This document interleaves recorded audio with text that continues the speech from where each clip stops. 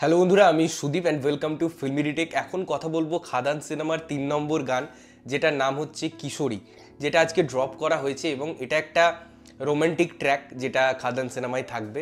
আমরা রোম্যান্স করতে দেখছি হিরো হিরোইনকে, এবং তার ব্যাকড্রপে অবশ্যই খাদান আছে। তো এই পার্টিকুলার গানটা আমার কেমন লাগলো দেখুন। এই সিনেমার বা খাদান সিনেমার আমরা যে দুটো গান আগে দেখেছি, একটা রাজার রাজা, একটা বিয়া বলে যে গানটা।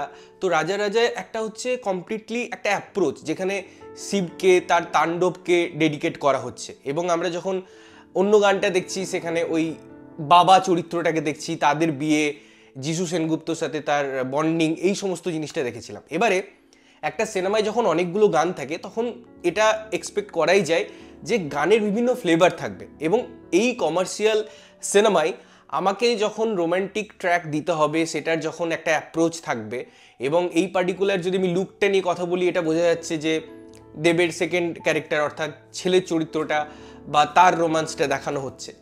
এবং আমরা যে কোনো গানের দুটো জিনিস সবসময় বিচার করি। প্রথম হচ্ছে, সেটা যদি সিনেমার গান হয়, তাহলে সিনেমার কোন প্রসপেক্টসে সেই গানটা আসবে, স্ক্রিন প্লেতে সেই গানটা কখন এলে পরে সিনেমাটা আরও বিকশিত হবে, সেটা তো সিনেমা দেখে বলা যায়। বাট আমরা যখন সেটা স্ট্যান্ড এলোন হিসাবে বিচার করি, তখন আমাকে বুঝতে হবে যে গানটা সুর, গানটার কথা, এবং যে ভিজুয়ালটা আমাদেরকে প্রোভাইড করা হচ্ছে, যে কোরিওগ্রাফিটা আমাদেরকে প্রোভাইড করা হচ্ছে, যে ব্যাকড্রপে গানটা শ্যুট করা হচ্ছে, সেটা কতটা অথেন্টিক এবং সিনেমার সাথে কতটা যায়।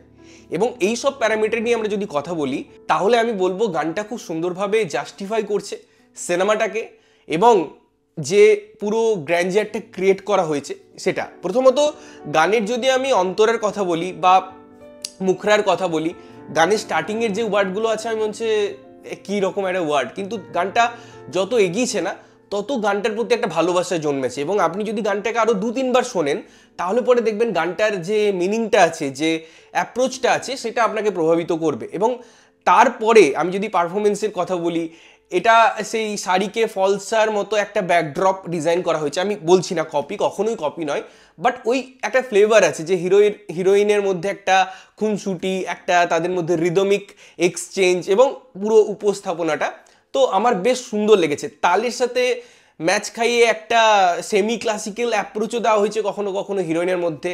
এবং দুজনকে কমপ্লিমেন্ট করছে, দেব এবং তার হিরোইন। তাদের যদি ড্যান্স স্টেপগুলো আমি দেখি, কখনো সেটা ম্যাচ করে না। এই এই ট্রেন্ডটাও কিন্তু খুব ইউনিক। আপনি যদি ভালো করে একটু ডান্স বা তাদের কোরিওগ্রাফি বা এগুলো নিয়েও কখনো কখনো রিসার্চ করেন, দেখবেন এই যে দুটো ফর্ম ডান্সের যদি একসাথে হয়, তখন যদি সেটা খুব সুন্দরভাবে সিঙ্ক করে না, দেখতে ভালো লাগে।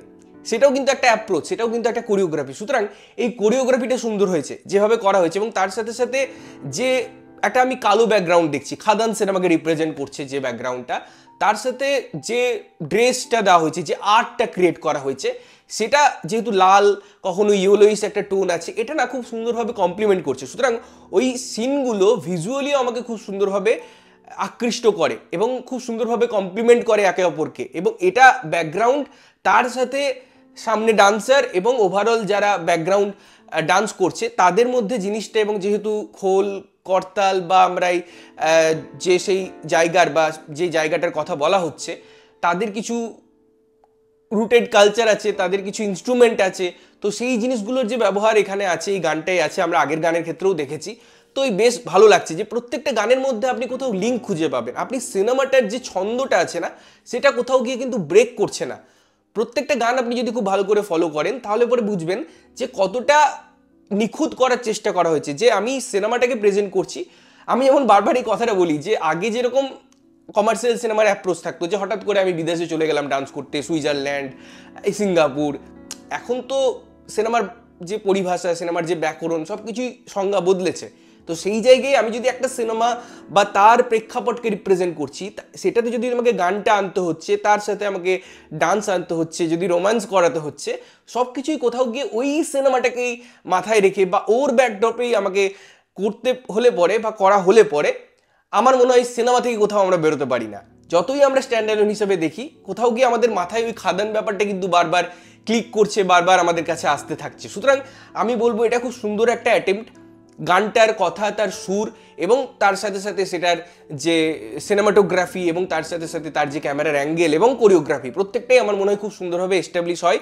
এবং আমি আলটিমেটলি ওয়েট করছি যে সিনেমার কোন পজিশনে এই গানটাকে পুট করা হয়, কারণ শুনছিলাম যে খাদানে অনেকগুলো গান আছে। দেখুন, অনেকগুলো গান থাকলে না সেটার পজিশনিংটা একটা ব্যাপার হয়ে যায়, কারণ তাছাড়া একটা অন্যরকম ফিল হয়ে যেতে পারে।